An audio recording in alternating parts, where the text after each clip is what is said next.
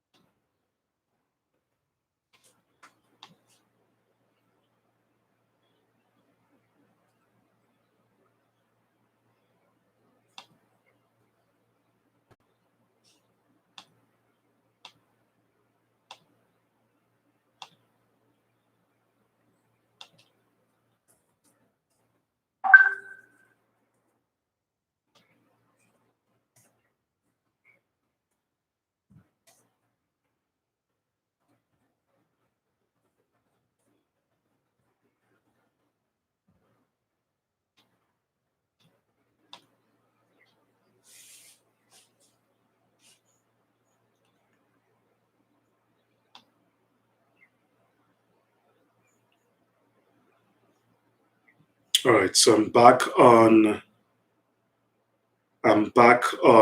YouTube right now. I think I'm also back on Facebook. I'm seeing some of you on YouTube, you're back on. Let's just give a second to the Facebook people to get on, right? Let me also reshare these links or this thing. Little snippets. Pastor David Reach, who's that? All right, so let me just send this.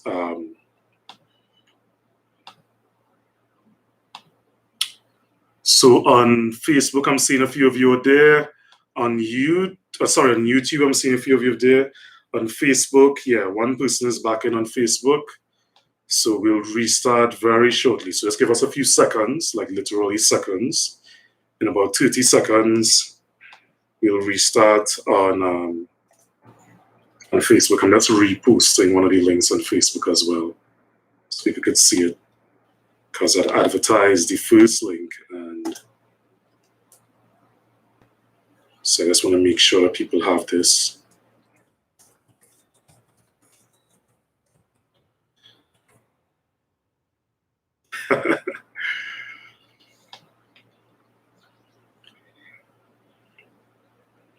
All right, so, okay, cool. All right, so we lost some folks on Facebook and also on YouTube, as these things can happen, right? But I trust that those folks get to come back on and to join with us. Please do resend if you had a watch party going on. Restart that watch party. I apologize for the interruption. I'm glad that we quickly got sorted out. I'm not sure exactly what caused it, but make sure that you're still seeing this if possible. All right, so sorry about that interruption. I understand that you only heard when I talked about from Matthew 6 verse 22 to 23, so I'm just going to continue from there. So we're talking about seeing correctly. So see correctly, have the best insights. There are 3 keys to seeing correctly, 3 facts that must be in place so that you have the best insights and make the best investments. Key number 1 is this: have single vision. You must have single vision, right? A vision that is focusing on one pure goal is a clear vision. A vision on heaven is an illuminating vision, right? We see that in verse 22. That's what we talked about last week. The eye is the lamp of the body. So if your eye is healthy, your body will be full of light. And I just want to read 2 things that I did not read last week, just to give you a little more insight into this verse, or at least into that word healthy, right? Because in the ESV it says, so if your eye is healthy. On other Yeah, but on other things, they have other things that are on there, saying that it's sound or good, a good eye, right? So when we say healthy, what we're talking about, Blumberg says this, good or healthy eye is actually the more specific word aplus, implying single-minded devotion and or generosity. So in the KJV, it says, if your eye is single, meaning your eye has that one goal, it's focused on heaven, it's focused on heavenly treasure, not earthly treasure, heavenly treasure. If your eye is single-minded, and it says and or generous, and the reason why it says a possibility of the translation could be generous or generosity is because of exactly what the NET says. The NET Bible says that a few scholars take this word to mean something like generous here, right? And they get that from Lower Nida, but partly due to the immediate context concerning money, in which case the I is a metonymy for the entire persons. In other words, if you are generous, right? So if if you have a generous eye, an eye that is looking out to help other people, then then your body is going to be full of light, right? And when we say generous, we're talking about pertaining to being willing, or willing and generous in giving, right? Or liberal in your giving. When I say liberal here, I'm not talking about liberal theology. I'm talking about liberal in terms of, the proverb says, the hands of the liberal, right?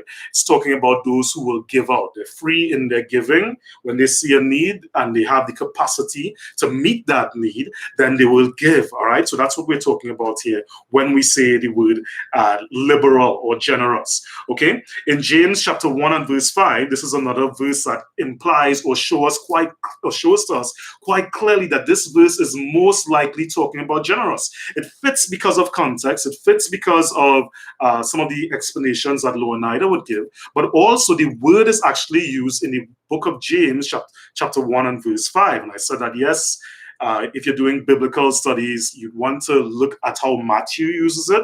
But the fact is, I don't think he uses it elsewhere. But we do find it in the Bible in James chapter 1 and verse 5. It says there, if any of you lack wisdom, let him ask of God that gives to all men liberally. And that's the same word that is used for single or generous or sound that you would find in your Bible, even healthy, right? So God gives wisdom liberally. In other words, he's generous when it comes to wisdom. So we can ask God for that, and he upbraids not, and it shall be given him. So that word that we're using in terms of your eye being healthy or your eye being sound is talking about a generous eye, an eye that sees the needs of others around them, and once they have the capacity to do something about it, they don't hold back in doing something about it. That is a healthy eye. And if your eye is healthy, your whole body will be full of light. And last time I gave you an illustration about a prosperity preacher who was using all the money that she had in order to pay for something that wasn't being used. It was kind of ridiculous. So we want to be careful about following churches and organizations who focus too much on money, because that means that they themselves, they're not healthy, and about accumulating wealth on this side, accumulating wealth in this world. Certainly, if you're accumulating wealth in order to do things for the kingdom, I think that is good and beneficial. But if it is in order to fulfill your lust, to fulfill what your desires are, to fulfill your flesh, then that is not good at all. It might be a case of the blind leading the blind. So I ask you guys to repent. Make sure if you realize that you're focused on money too much and you don't have a generous eye, right? So in other words, we talked about having a sound or generous eye. So let me move on here, right? So see correctly, have the best insights, and I'm giving you 3 keys to seeing correctly, 3 facts that must be in place so that you have the best insights and make the best investment. So key number 1 was have single vision, have a generous eye, right? Key 2, avoid bad vision. And I just begun to talk about this last time before we got cut off, and hopefully we don't get cut off again today. But 2 is avoid bad vision, avoid evil sight. If you are focused on money, it means that as a person, to some degree, in the eyes of God, you are already corrupt. In other words, because your decision making on the inside is being affected as a result of your focus on money. So verse 23a says, but if your eye is bad, your whole body will be full of darkness. But if thine eye be evil, thine whole body shall be full of darkness, right? So sorry, that's from the ESV. So the ESV says, but if your eye is bad, your whole body will be full of darkness. And the KJV says it like this, but if thine eye be evil, thy whole body shall be full of darkness, right? And so the point here is that your eye can also, instead of being single or generous, it can also be bad. And there are different ways to interpret that word bad. But the fact of the matter is that particular word that is used for bad has two basic meanings. One of them is evil, meaning actual evil intent and wicked and unrighteous, that type of evil, intentionally so, right? But the other meaning is disease. So Jesus Christ is actually using a play on words here. And I do believe that he was doing the same thing when he used the word referring to single, meaning your eye has that one vision or sound or healthy, but at the same time, it also talks about generosity. Here we see quite simply that evil could mean that you have the wrong intent or malicious, or you're very stingy, as we're going to see the context is talking about, or it could talk about a diseased eye. And both are true, right? If the eye is diseased, it can't see correctly, then your whole body is full of darkness. There's another meaning I think that Lange brought up, and that is what results the word double, right? They say instead of having single vision or being able to see what's in front of you, instead your eye is seeing double. In other words, if a person is trying to both look at the earth, focus on things on this world, and also focus on things in heaven, that can't work because the person's their perception is damaged, and maybe that's even worse than being blind, all right? Because the person may think that they're making the correct decisions, but in truth and in fact, their decisions result in darkness. So we want to be careful and we want to make sure that we avoid bad vision, avoid evil eyesight. Let's not be focused on money while we are in this world, so that we don't become corrupt to whatever degree we focus on money, right? So therefore it says, if your eye is bad, and as the KJV says, if your eye is evil, right? If your eye is evil. And you want to understand more fully, what does it mean to have an evil eye? And you know, none of the commentaries that I looked at, and even the definitions that I saw, they didn't come really close to actually giving a definition of what an evil eye is. So we had to do some research and at least look at some scriptures that were given about an evil eye. And one of them is found in the book of Matthew chapter 20 and verse 15. So this is closest to the text because it's Matthew who wrote it, right? And in that particular verse, it says, is it not lawful for me to do what I will with mine own? Is your eye evil because I am good? Let me read that again. Is it not lawful for me to do what I will with my own? Is your eye evil because I am good? And in this particular context, the reason this person said that, it was a parable that Jesus was giving. And in that parable, there was a man who was a ruler, and he went out and he paid one particular person to begin working for him, and the person agreed to that contract. And he looked, and he kept on driving around and moving around, and he saw some other people way in the afternoon time or later on in the day. I can't remember the exact time, but later on, well, hours later, he saw someone else, and he asked them, "Will you go and work on my land as well, or work on whatever I wanted to work on?" The guy was here, and he paid him the same amount. And when the people who went out earlier saw that those who went out later received the same pay, they got really angry with this master, and they said to him, how you could be paying them the same thing that you pay we? How you could do that? That sounds like a trinity, right? But the fact of the matter is, he says, didn't you agree to this? You agreed to this payment, so I gave it to you, right? This person agreed to the same thing, I gave it to them.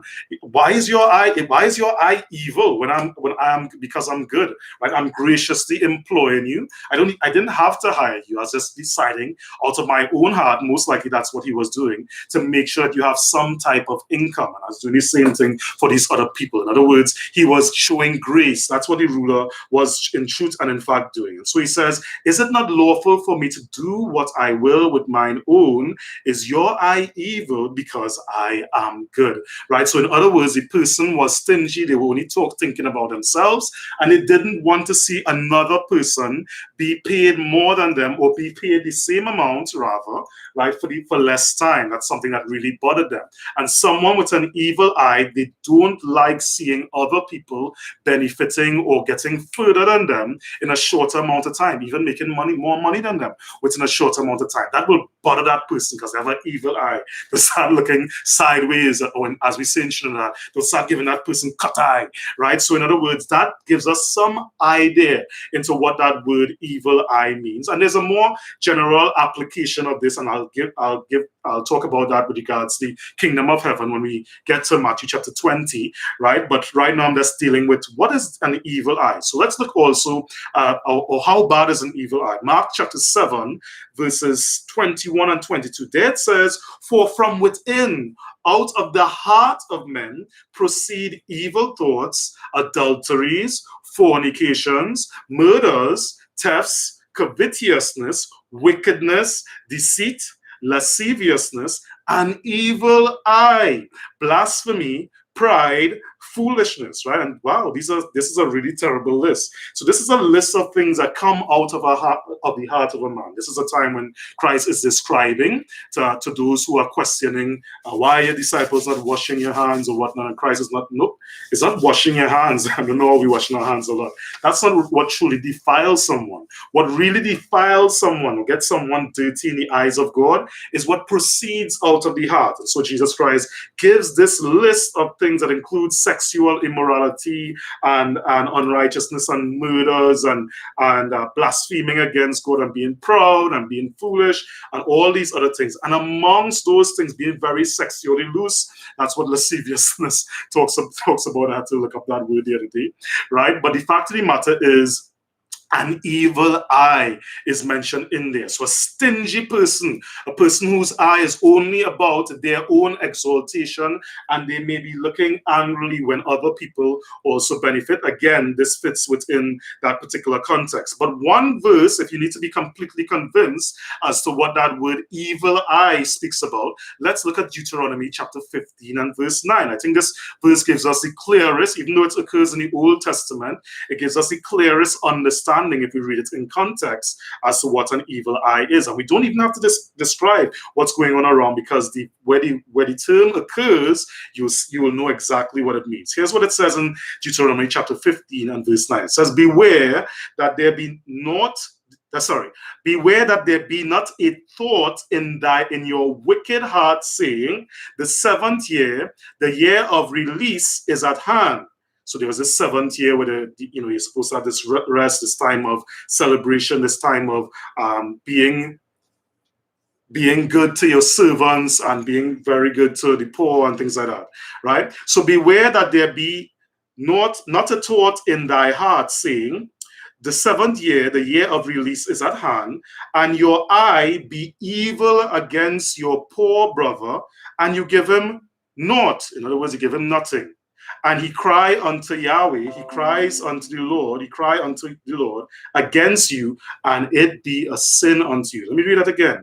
Beware that there be not a thought in thy wicked heart, saying, the seventh year, the year of release is at hand, and your eye be evil against your poor brother, and you give him nothing. And he cry unto Yahweh, he cry unto the Lord against you, and it be a sin unto you. So in this particular context, when you hear an evil eye, obviously, this is a year of the seventh year, it's a year of release. It's a year where you could even not decide to put interest on people and things like that. And it's a time in the Old Testament was something that was really described as a time to let go of debts and to let go of certain other things, to set people free in a sense. And in that time as well, there was giving to be done to those who are poor. But if you are stingy, if you have a wicked heart, as God puts it here, you think within yourself, I ain't getting them nothing. As we say in Trinidad, you ain't getting none. Why must I give you so he could come up and be at my level or get food or whatever it is, right? And so God looks at that as evil, right? He says, and your eye be evil against your poor brother. So this is the children of Israel, and he's saying that you are one, and therefore Your eye is not supposed to be evil against them. You're not supposed to be stingy and wicked on the inside and not wanting to share your resources, especially in a time when your resources are supposed to be shared. So here we have a better idea of what an evil eye is, and it fits the context because remember, Jesus Christ is actually talking about laying up treasures for yourself in heaven and things like that, right? So he says, but if your eye is bad, if your eye is unhealthy, if your eye is diseased, and as the NIV, one of the notes in the NIV had, it actually says, if your eye is stingy, I think that's the best word we could utilize there. But if your eye is stingy, right, or as the KJV says, if your eye is evil, right, your whole body will be full of darkness. In other words, a stingy person is truly corrupt on the inside. That person is a dark person on the inside. Have you ever met a stingy person? A stingy person only cares about themselves. And it's very easy for them to make decisions while cutting down others. And it's very easy for them to ensure that they are the ones who are on top. They will make up stories. They will insult. They'll do anything possible to be on top and to pull down others. That's a very dangerous thing, right? So your whole body will be full of darkness. So Luke chapter 11 and verse 34, which is the parallel passage where this is mentioned. The context is a little bit different there because here we were talking about let your light so shine. So when I'm speaking about Luke, when I'm preaching through Luke, I'll give you more on that. But it says there, but when your eye is evil, your body also is full of darkness, right? So here in this context, it says your whole body, and there it says your body is also full of darkness, full of that which is evil and that which is corrupt, right? I remember once I looked at a WhatsApp video, people send these things out, and there was one warning from a guy. He was driving down the road, and he had his windshield. He was driving, watching through the windshield, of course. That's where you watch through when driving. And someone threw something against his windshield. Now, him being a very smart, very common sense person, he realized that that which was thrown on his windshield was this kind of chemical that if he was to put on his wiper to wipe it off, it would have blocked his entire light. And he realized that there was a scheme going on in that community. I think he was driving through Santa Cruz or something at the time. There was a scheme going on in that community where these bandits would throw something in your glass. It will cause you to slow down because you have to stop. You stop because you can't see anything through your thing. You can't continue driving, and and basically they'll rob you, they'll take your car, whatever it is. So he decided in order to keep his vision clear, he's not going to wipe off that piece of chemical that came on his glass. He's going to drive when he gets home or when he goes somewhere else, then he will take it off because he didn't want his vision to be impaired, and thus he would become robbed, right, by these bad guys. But what do you do in white rain? You know, when we are driving on the roads, or if you're not the one driving, but someone, you're in a taxi, on a bus or whatever, and the driver is driving and there's a lot of rain, and there's what we call white rain, meaning that so much rain is hitting the windshield that the driver can no longer see clearly. What does he do? He either pulls over or he slows down, right? That's what we do. We slow down when we realize we are not seeing clearly. And that's exactly what we need to do if we realize our hearts are a bit stingy. If you realize you're a stingy person, that you're very, very, you're not willing to give, you're not willing to share. There are even stingy churches, and I've experienced that in the past. And the fact of the matter is, if you're in a stingy church where it's very difficult for them to give towards causes and things like that, just know that there's a lot of darkness in the background as well. Because stingy people, it mightn't be the church itself, people might be given, but sometimes the administration is pretty stingy. They love money and that type of thing. So the way their attitudes towards their own money, they also put their attitudes on that towards the church's resources as well. As a result of that, we know that there's a lot of darkness in the background. So if you know someone who's very stingy,